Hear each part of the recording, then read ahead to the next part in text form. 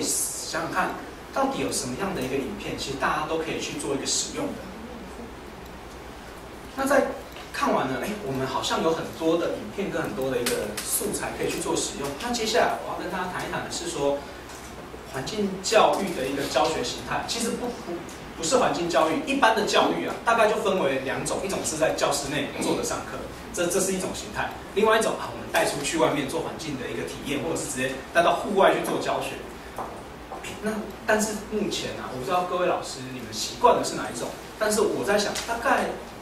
7、8成左右还是维持在室内上课，因为你带到教室外面，你的不确定的因素太多了，你要担心的事情太多了，那可能也因为学生的数量比较多，你可能带出去，可能班上现在应该大概都有30个人，或者是大概27、8、30个人左右的学生，你这样带出去，其实老师担心的蛮多的。所以在这样的困境之下呢，往往都没办法带到户外去直接去接触环境，或者是去做一个环境的一个体验。所以呢，我们到底要怎么样才能够补足室内讲授的这些不足呢？明明我讲到了可能台风，或者说我明明讲到了一些灾害，或者是我讲到的一些自然的环境，用讲述的，我这样跟大家说讲述的，可能大家没办法体会，那我也没办法带到现场去。可能当时可能没有台风的情境，或者是当时可能我讲到沙漠，或讲到一些沙漠化，我没办法让学生说，我们就去体验一下吧。其实这个是有一些限制的，所以我们可能就可以透过影片来进行这样子的一个补足。那我后面有一个小小的括号，其实环境教育其实最强调的是你直接跟环境的亲身体验。你只要让孩子跟环境亲身体验，那个连结，你把它连结到之后其实你那个要让他进而去内化，就会比较容易。你没有让他跟环境去做连结，你讲再多的一些知识，或你讲再多的一个跟他启发的，他可能好像跟我没什么关系，那我好像也没办法去体会到。所以我们就提到了影片有可能是教学的另外一种可能性。虽然我们没办法到现场去体验，但是呢，透过这样子的一个影音，或许能够让学生有这样子的一个现场的一个临场感。那再进一步，我们再思考，到底我们影片要怎么样跟课程去进行结合跟应用这几个问题是当时我面临到的一个问题。也有可能老师我在相信现场的老师可能已经有老师会透过影片去做一个教学。到底我这整部都适用吗？我以前也有在学校待过一段时间。那通常我就看到我们学校有一些老师可能两节课，他就叫助教说，你去放一下影片然后助教就拿去放了之后呢，老师也不见了。然后快下课的时候，老师又出现了，我们今天就到这边，然后就下课。这2个小时就过去了。那他还说他用影片去做教学，那我就觉得，这个真的是就只是做一个欣赏而已嘛，根本就连一个讨论都没有。所以到底一整部都适用吗？而且放一部影片需要好久的时间就像我们刚刚看的那个，大家拿到的这个，它一片就50分钟。你这50分钟都要用吗？或者是你可以去做一个取舍？而且学生的专注力通常无法持续，尤其是大家拿到的这种纪录片。刚刚雅婷有讲到，那种纪录片，我们其实有时候真的要非常全神贯注的去看，才能够去参透它背后的意义嘛。当在全神贯注的时候大概全神的在看30分钟左右就开始觉得已经开始会迷茫了。那在50分钟全神看完可能就不行了。那更何况学生，他可能看了15分钟就会开始觉得好无聊那这到底是要表达什么？因为有一些纪录片或有一些这种影片，它其实是比较用陈述的方式，并不会像电影有一些高潮迭起的一个片段。那影片跟课程的连结，到底我要怎么去连结？就像我刚刚举的那个例子，老师可能放了之后，然后就下课之前就说，我们就这一堂课就结束了。所以影片跟课程的连结，到底可以做一个什么样的一个连结？其实这些东西在当时这都是我的疑问，而且我在国内好像很少找到相关的一个理论可以去做一个参考的一个部分。对，你进到数位典藏，他会告诉你。是。对，所以那时候呢，我们遇到这样的困难的时候，我们就想，就也有去搜寻了一下，但是当然也没有那么多的一个时间去做一个比较大量的搜寻，所以我们就因为有跟公司合作的这样子的一个机会，我们就有点像做一种行动研究的一个精神，我们就一边尝试，一边实践。那现在我站在台上，就是跟大家分享我实践完之后，我找到了一点点的模式，可以给大家做一个参考。但是呢，我在这边跟各位老师去做一个说明，就是这个是我个人的经验，那并不能够代表说有经过有一个严谨的一个验证，所以老师们可以参考看看。那待会以下写的这些呢，老师也不一定完全可以，你不一定要完全按照我的方式，你可以去思考你自己的教学方式跟自己的教学习惯，因为每个人的教学方式跟教学习惯不太一样的。那这就是我把它经过这样子的一个历程之后，把它归纳出来。其实第一点，我们拿到影片之后，我们去观看影片进行摘要。我待会把它带过，那我接下来有几张图片会比较详细的说明。第二个呢，看完了之后呢，我要去找寻里面的观点。那当然，我们这一次呢是以环境伦理跟地球宪章这样子去出发，所以我后面做了一个括号，其实大家可以去看一看地球宪章，从里面去寻找到你的观点。那再来呢，可能可以以你自身的领域或你自己的专业出发，你可以也寻找各个不同领域的老师一起进来，我们去架构起这样子的一个完整的课程。那再来呢，你可以以各个不同核心的概念去出发，然后去做一个进行课程的发展，然后最后选择适当的时机去做一个教学。这大概就是一个很简单的一个你透过影片去做教学的一个历程。所以呢，这样子影片去做教学，它其实有非常多的好处，它的弹性很高。当你这样子的一个课程的架构出来了之后呢，你可能会去做一些课程的设计嘛。那你有了这个主要的一个架构，像刚刚雅婷秀的那个架构图，你有了这个课程架构之后，你各取所需，你教到哪一个部分，你就拿那一个部分去。所以你可以进行一个专题的教学。我可能可以带社团，我这个社团可能我想要长期关注河川、森林，那我就挑选这样子完整的课程整套下去教。但是呢，我可能是必须要融入在正规的课程里面，那我可能只挑选其他的一小片段出来进去教。那所以它的弹性呢，我觉得是蛮高的。那接下来呢，我就稍微说明一下这里面的几个可以注意的一个事情。第一个，大家昨天应该都有观看过影片。那观看过影片之后呢，真的要非常仔细的去观看，因为呢，有时候就像昨天那个导演所讲的，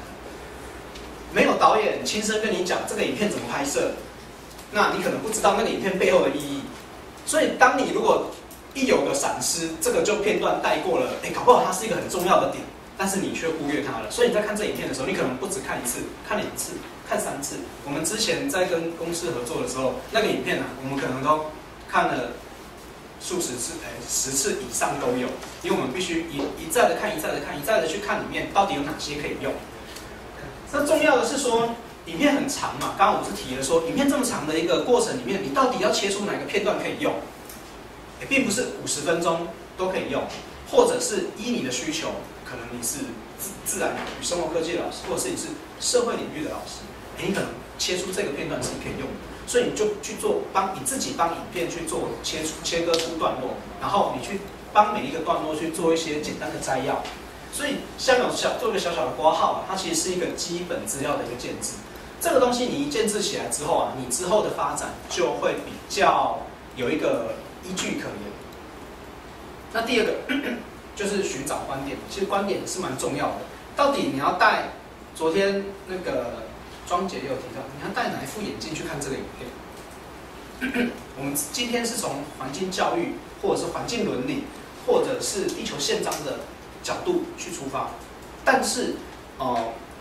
如果当你戴了另外一副眼镜，你可能要去做一个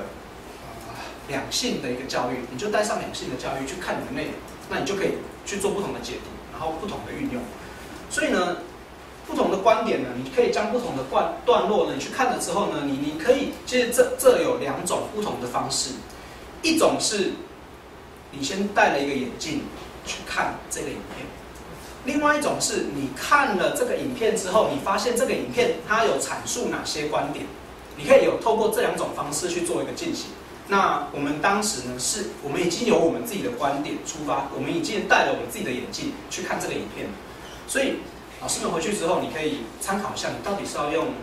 你从这个影片去找寻蛛丝马迹，去找出它影片里面有叙述到哪些不同的观点。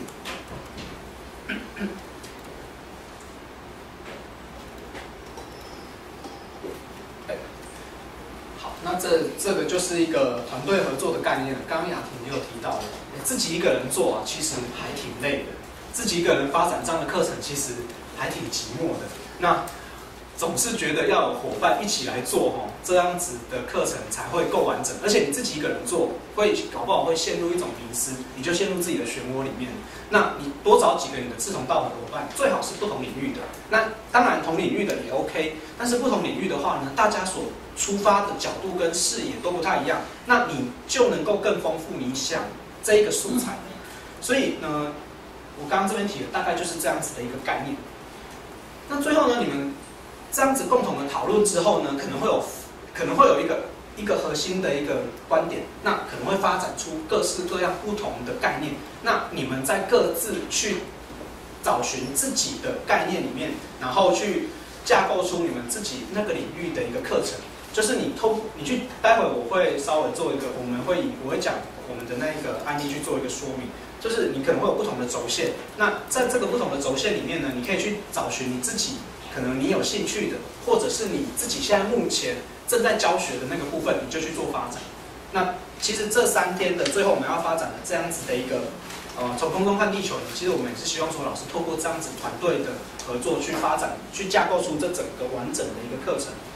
那再来就是做课程发展，这个其实就没有什么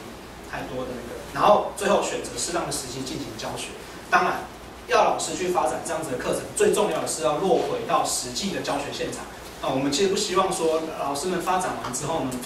就变成好像就是摆在架上。当然你要实时的去思考说，我这一个时段适不适合拿哪一个地方出来做教学，或者是说有一个比较完整的每一个礼拜的可能有一些弹性的时间或空白的时间，可能学校也搭配了一些本位的课程，那你就可以把它拿出来做教学。其实我是觉得蛮好用的，你等于是在建立自己的一个教学的一个资料库。好，那接下来呢，时间其实差不多了，这个地方呢就稍微简单的去把它带过。我们跟公视合作，我们是合作的生之歌讲森林的这一块。那当然一开始的核心思想呢，那个时候啊，我们在找寻的时候，